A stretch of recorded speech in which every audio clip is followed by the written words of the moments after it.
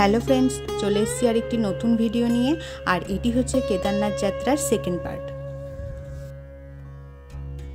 আমরা সকাল 7টা নাগাদ হরিদ্বার থেকে কেদারনাথের উদ্দেশ্যে বেরিয়ে পড়েছি। আর আমাদের ড্রাইভার যেহেতু এই টাইমটাই বলেছিল, তো আমরা এই টাইমেই বেরিয়েছিলাম। হর হর মহাদেব। কেদারনাথে যাওয়ার পথে প্রাকৃতিক সৌন্দর্যটা ছিল অপূর্ব। আর এখানে যাওয়ার মাঝখানে কতগুলি স্পট আছে যেগুলো তোমাদেরকে দেখাবো। আর প্রথম স্পট হচ্ছে ধারীমাতার মন্দির। মন্দিরটি রয়েছে অনেকটাই নিচে, একদম গঙ্গা মায়ের কোলে যাকে বলে। তো সেদিকেই আমরা এগিয়ে যাচ্ছি। আর যেতে যেতেই দর্শন হলো হনুমানজি। আর এটি হচ্ছে ধারীমায়ের মন্দির। কেদারনাথ যাওয়ার জন্য জুন জুলাই মাসটা অ্যাভয়েড করে যাওয়াই ভালো, কারণ এই সময় প্রায়ই ল্যান্ডস্লাইড হয়েই থাকে, আর তাই কখনো কখনো রাস্তাও বন্ধ থাকে। আমরা মন্দিরের কাছে প্রায় চলেই এসেছি। আর মন্দিরের ভেতরে যেহেতু ক্যামেরা স্ট্রিক্টলি বারণ করা ছিল, তাই মন্দিরের ভেতরটা তোমাদেরকে দেখাতে পারবো না। আমরা এখন মন্দিরের সামনেই রয়েছি, আর মন্দিরের সামনে কতগুলো ঘন্টা রয়েছে, এখান দিয়ে মন্দিরের ভেতরে ঢুকে যাব।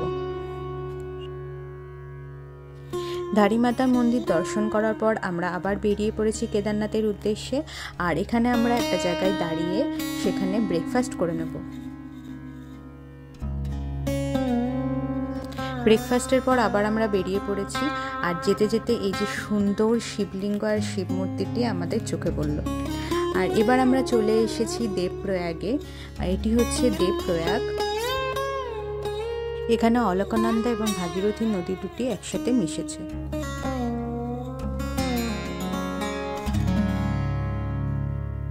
হরিদ্বার থেকে কেদারনাথ যাওয়ার রাস্তাতে পুরোটাই প্রাকৃতিক সৌন্দর্যে ভরা। এখন আমরা লাঞ্চের জন্য এই আপনা ধাবা হোটেলটায় ঢুকে পড়েছি। আর এর পেছনে যে গঙ্গা নদী বয়ে গেছে আর যে প্রাকৃতিক সৌন্দর্যটা রয়েছে সেটা তোমাদেরকে দেখালাম। এরপর আমরা আবার এগিয়ে পড়েছি কেদারনাথের রাস্তায়। আর এখানে যে গঙ্গা নদীর পাড়ে যে পুরো শহরটা দেখতে পাচ্ছ, এটাই হচ্ছে ঋষিকেশ।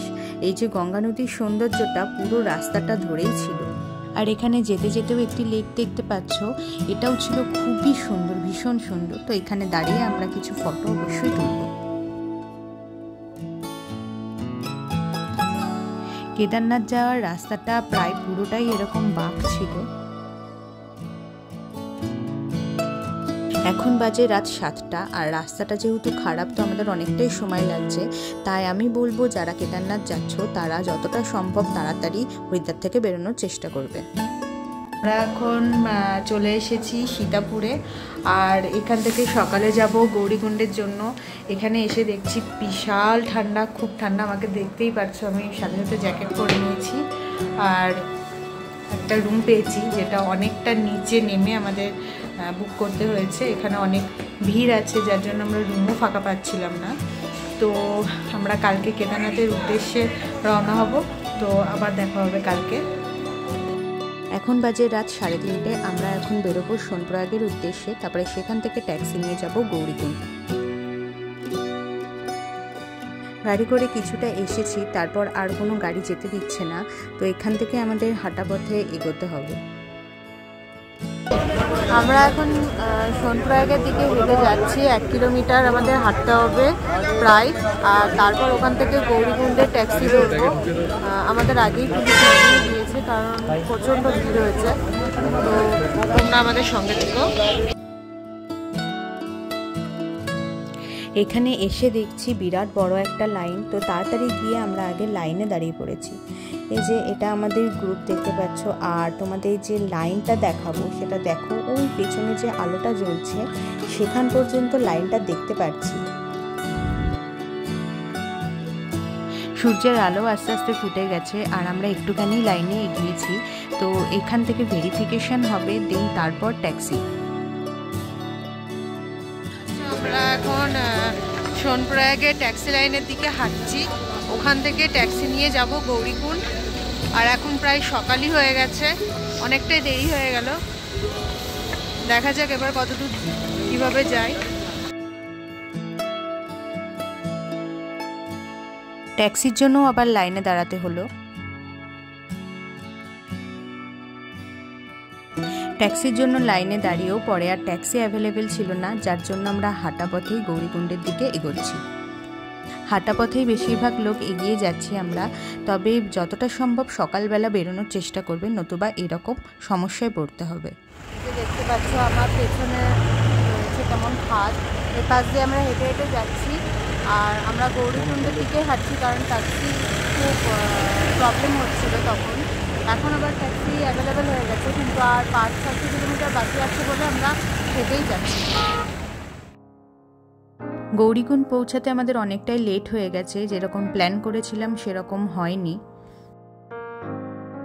আমরা গৌরীকুণ্ড পৌঁছে গেছি, এবার এখান থেকে আবার হাঁটা শুরু করেছি খানিকক্ষণ রেস্ট নিয়ে। এই যে রয়েছেন আমার হাজব্যান্ড, তাকাচ্ছেন। আচ্ছা, ওই যে সামনে অতটা রাস্তা কভার করতে হবে, প্রায় 18 কিলোমিটার। তবে কেদারনাথ যাওয়ার রাস্তায় যে প্রাকৃতিক সৌন্দর্য আপনি অনুভব করতে পারবেন, সেটা আর কোথাও পারবেন না, এটুকুনি বলতে পারি। এখানে কিছু হোটেল, খাবার জায়গা আছে, এখান থেকে খেয়ে আপনারা যাত্রা শুরু করতে পারেন। এরপর যারা ডুলি এবং ঘোড়াতে যাবেন বলে ঠিক করবেন, তারা এখান থেকেই সেটা নিয়ে নিতে পারেন, তবে অবশ্যই দাম দর করে নেবেন।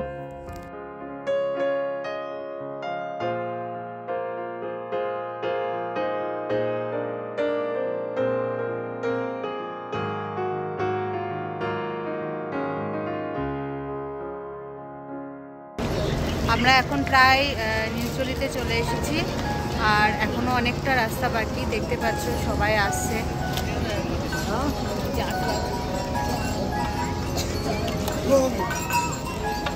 এখানটাতে সবাই বসে একটু রেস্ট নিচ্ছে, তো আমরা একটু বসে রেস্ট নিলাম। এবার আবার আমরা হাঁটা শুরু করব। হঠাৎ করে বৃষ্টি আসে, আমরা এই দোকানটায় ঢুকে পড়েছি বৃষ্টি কমার অপেক্ষায়। একটু আগে বৃষ্টি হচ্ছিল বেশ ভালো জোরে, আর বৃষ্টি না, শুধু বরফ বৃষ্টি।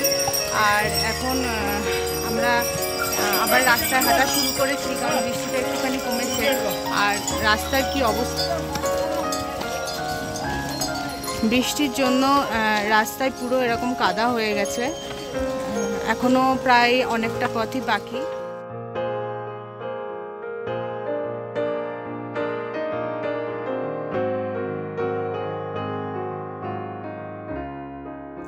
বৃষ্টি হওয়ায় রাস্তাটা ভালোই কাদা হয়ে গেছে, আর একটু যেতে তো অসুবিধাই হচ্ছে।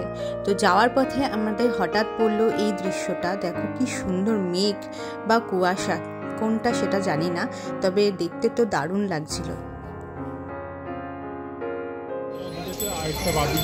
আমরা প্রায় 6-7 কিলোমিটার চলে এসেছি, এখনো অনেকটা বাকি, এখনো প্রায় 11-12 কিলোমিটার বাকি আছে।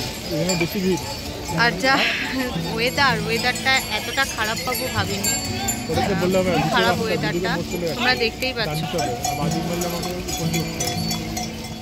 এখান থেকে দুটো রাস্তা কেদারনাথের দিকে যাচ্ছে, একটা একটু লং আর একটা হচ্ছে শর্টকাট। তো আমরা শর্টকাট নিয়েই এগোবো। কেদারনাথে যাওয়ার পথে এইরকম অনেক ওয়াটারফল আছে, আর চারপাশে যে সৌন্দর্যটা সেটা যাত্রাটাকে আরও সুন্দর করে দেয়। আর যে শর্টকাটের কথা বলেছিলাম, সেটা হচ্ছে এরকম একটি শর্টকাট, রাস্তাটা দেখো।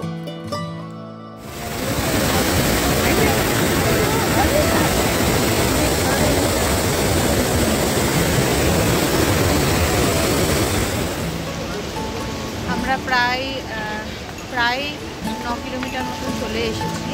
এখনো এতটা রাস্তা এখনো হাঁটতে হবে। ওই যে দেখতে পাচ্ছ ওই দূরে, ওখান দিয়ে আরও হাঁটতে হবে, ওইটাই লাস্ট আমি দেখতে পাচ্ছি। তো যা যাক, জয় কেদার বলে।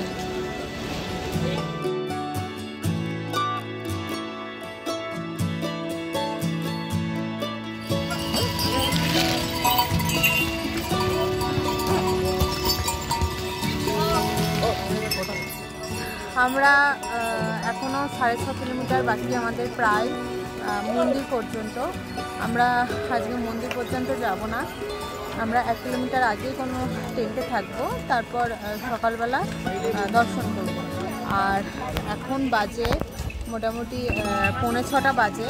লাইট দিয়ে দিয়েছে, দেখতেই পাচ্ছেন লাইট, আর হালকা হালকা আলো রয়েছে এখনো।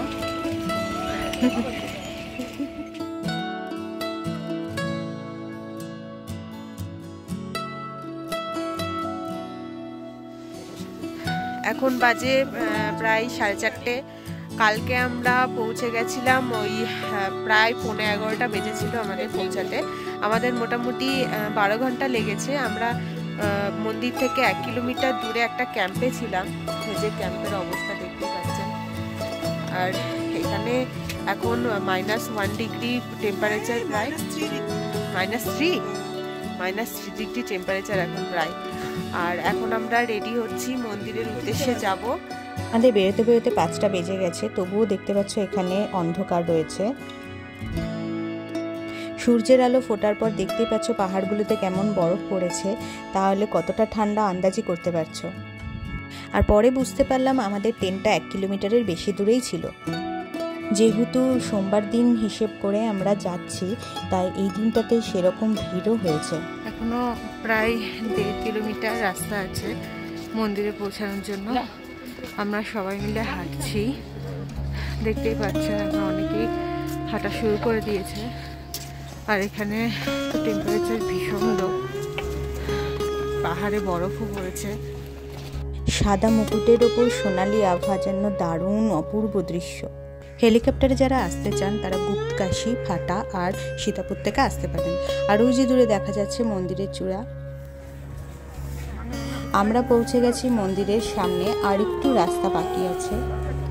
মন্দির দর্শনের অনুভূতিটা মুখে বলে প্রকাশ করা সম্ভবই না। এখানেই একমাত্র একসাথে সূর্য এবং চন্দ্র দুজনকে দেখা যাচ্ছে।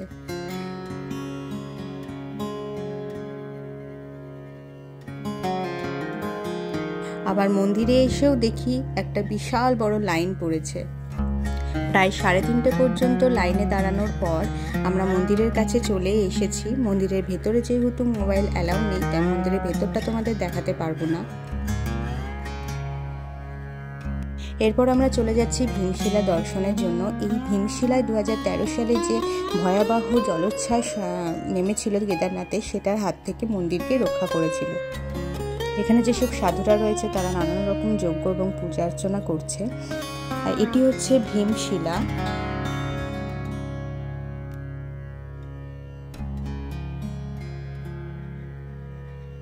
কেদারনাথ জ্যোতির্লিঙ্গ দর্শন আমাদের হয়ে গেছে। আর আমরা আজকেই ফিরছি না, কারণ অনেকটাই লেট হয়ে গেছে, প্রায় 5টা বেজে গেছে। এখন অন্ধকার, তার মধ্যে নিচে নামা যাবে না, তাই আমরা ভোরবেলায় নিচে নামবো। আমরা গৌরীকুণ্ডে চলে এসেছি। এই গৌরীকুণ্ডের ওই দরজাটা দেখতে পাচ্ছেন, যেখান থেকে কেদারনাথ যাওয়ার রাস্তাটা শুরু হয়। আর এখন আরও 500 মিটার নিচে নামবো, তারপর আমরা যাব বদ্রীনাথের উদ্দেশ্যে। আমার এই ভিডিওটি যদি তোমাদের ভালো লেগে থাকে তাহলে অবশ্যই শেয়ার করবে এবং লাইক কমেন্ট করতে একদম ভুলবেন না। আর এরকম আরও অনেক ভিডিও পেতে ও নেক্সট বদ্রীনাথ যাত্রার ভিডিওটি পেতে চ্যানেলটি অবশ্যই সাবস্ক্রাইব করবে।